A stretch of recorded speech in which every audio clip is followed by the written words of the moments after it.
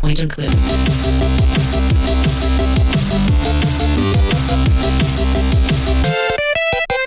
Point and clip.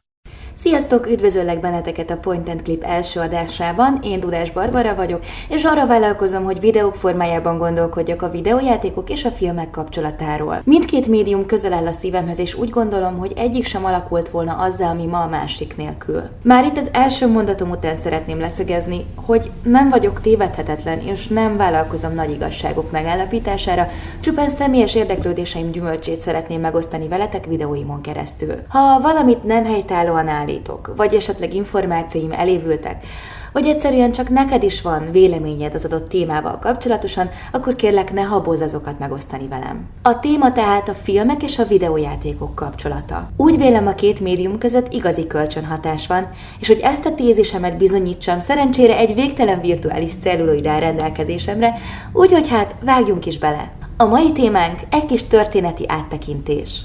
Kezdjük is az elején. Talán nem meglepő, hogy a számítógépes játékok hajnalán a játékok egyáltalán nem a történetépítésről szóltak, sokkal inkább az ügyességi játékok dominálták a játékpiacot. Ha szeretnénk megtalálni és megérteni a videójátékok és a filmek közötti kapcsolatot, akkor érdemes visszautaznunk az időben a videójátékok hajnaláig, egészen 1961-ig. Ekkor született meg ugyanis az első tényleges számítógépes játék, a Space War, amely egy nagyon egyszerű játékmechanizmust alkalmazott. A Space Warban két űrhajó keringett a nap körül, és azok próbálták elpusztítani egymást, miközben folyamatos harcot vívtak a napkeltette gravitációs mezővel, vagy éppen az arra tévedő aszteroidákkal.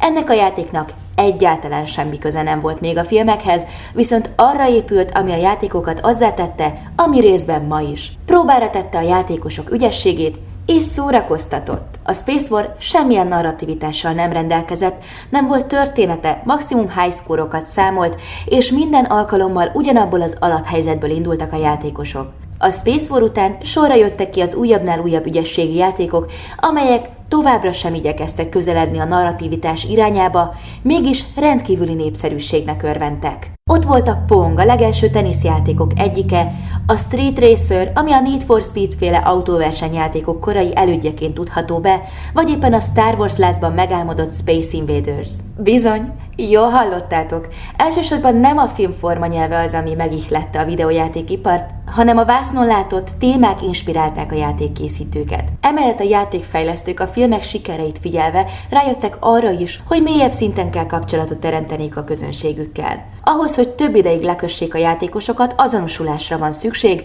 azonosulás viszont nincs hős nélkül. Így született meg a játéktörténelem legelső protagonistája, Pac-Man. Bár a Pac-Man inkább volt még ügyességi játék, mint narratív játék, viszont eljutatta a játékkészítőket a következő lépcsőhöz. A hős ugyanis önmagában nem volt elég az azonosulás mértékének növelésére, hiszen a kívánt érzelmek kiváltásának eléréséhez szükség volt egy másik nagyon fontos elemre is a hősön kívül, ez pedig annak motivációja. Amennyiben van egy kívánt elérendő cél, és van egy markáns protagonista, akkor tud igazán magával ragadni egy játék. Azonban annak érdekében, hogy érzelmeket generáljanak, rá kellett jönniük a fejlesztőknek, hogy miként formáljanak meg egy hőst pixelekből. Ebben alkotott nagyot 1981-ben Miyamoto Shigeru, a Donkey Kong szülőatja. A Donkey Kong volt talán az első játékok egyike, amely valamiféle narrativitásra törekedett, hiszen ez a játék, bár triviális ugyan, de minimális történettel már rendelkezett. Ez szerint Donkey Kong elrabolta az ekkor még Jumpman, majd később Mario barátnőjét, Paulint, és felvitte egy építkezés tetejére. A játék célja pedig természetesen felmászni és megmenteni a hölgyet.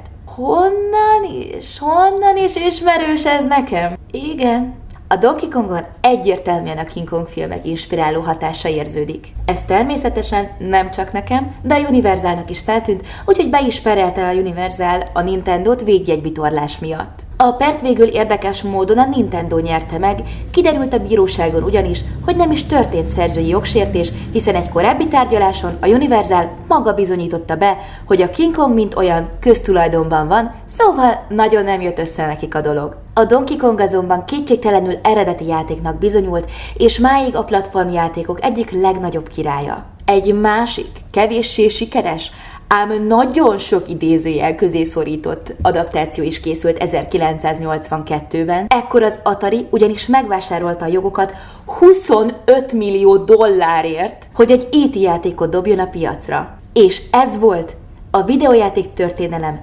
legelső pocsék adaptációja. Értem én, hogy ekkor még nem volt akkora igény a történetmesélésre, de sajnos az E.T. játék mi voltában is megbukott. A játék olyan szinten csapnivaló volt, hogy a készítőknek több ezer kópiát kellett szó szerint elásnia a föld színéről, és a játéknak talán abban is szerepe volt, hogy az Atari 1984-ben lehúzta a rolót. Ha érdekel benneteket, hogy miért is volt rossz adaptáció az E.T. játék, akkor kitérhetek majd rá egy későbbi videóban, mert bőven lenne mit mondanom róla, de most nem szeretnék elveszni a részletekben. A filmek hatása a videójátékokra azonban nem csak a gyatra adaptációkban keresendő, a film olyan formanyelven rendelkezik, amely napjainkra a játékokat önmagával egyenrangúvá emelte.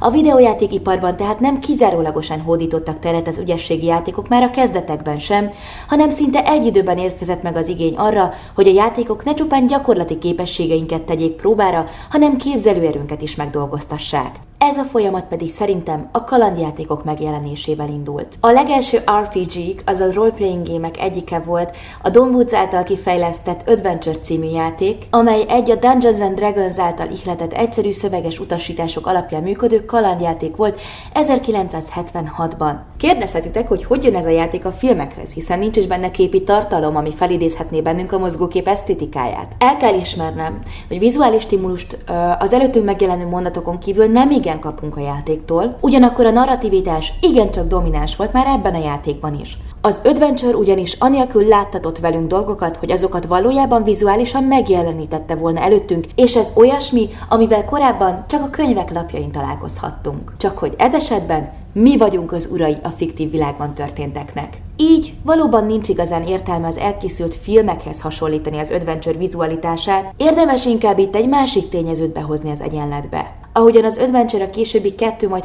3D-s kalandjátékok atya volt, úgy a filmek eredet története a színházhoz vezet vissza, sőt, sokkal inkább a színházi darabokhoz, forgatókönyvekhez.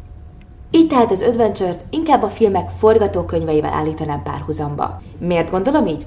Lássuk az érveim. 1. A forgatókönyvek leírják pontosan, hogy az alkotó mit is szeretne láttatni a befogadóval.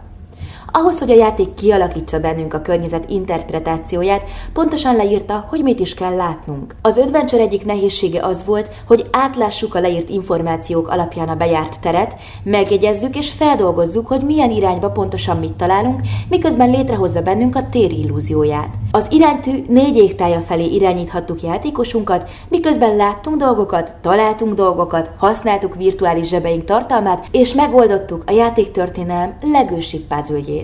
2.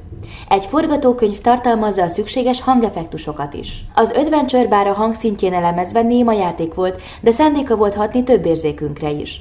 Amellett, hogy elárulta nekünk, milyen hangokat hallunk, szagokat vagy éppen tapintásunk eredményeit is részletesen a tudomásunkra hozta, azt is elárulta, ha éppen fázunk vagy melegünk van, ezzel érve el az azonosulás mélyebb szintjeit. 3.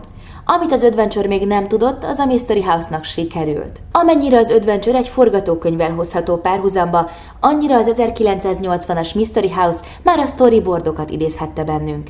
Vizuális stimulust a skiccek szintjén kaptunk, miközben magyarázatot kaptunk arra vonatkozóan, hogy mit is látunk a képen. A játékos a Mystery House esetén könnyebben tájékozódott a térben, köszönhetően a vizuális stimulusoknak, miközben az irányítás nem sokat változott. Mégis ezzel a játékkal elindultak a 3D jellegű kalandjátékok, és megjelent a szemléltetés nevében a plánozás is a videójátékokban. A videójátékok tehát mindig is kötöttek a filmekhez, először tematikát, később formanyelvi eszközöket emelve át saját vizualitásukba. A Mystery House féle Adventure vagy a Donkey Kong által képviselt minimális történettel rendelkező platformjátékok ugyan még csak karcolgatták a felszínét annak, amire a videójátékok mára képessé váltak, de minden, amit ma ismerünk, ezeknek a játékoknak az újításai nyomán valósulhattak meg. De ne szaladjunk ennyire előre. Hogy eljussunk a videójátékok és a filmek mai kapcsolatáig, még rengeteg mindenről érdemes beszélnünk, hiszen mint ezt a bevezetőben is említettem, a két médium között igazi kölcsönhatás van. Pilot jelleggel azonban mára csak ennyi fért bele, kérdéseitekkel keresetek nyugodtan, és ha valami nem tetszik, akkor kérlek azt is fejtsétek ki odalent, csak akkor tudok változtatni vagy javítani dolgokon, ha tudom, mik a gyengéim. Én Dudás Barbara voltam, remélem még találkozunk. Game on!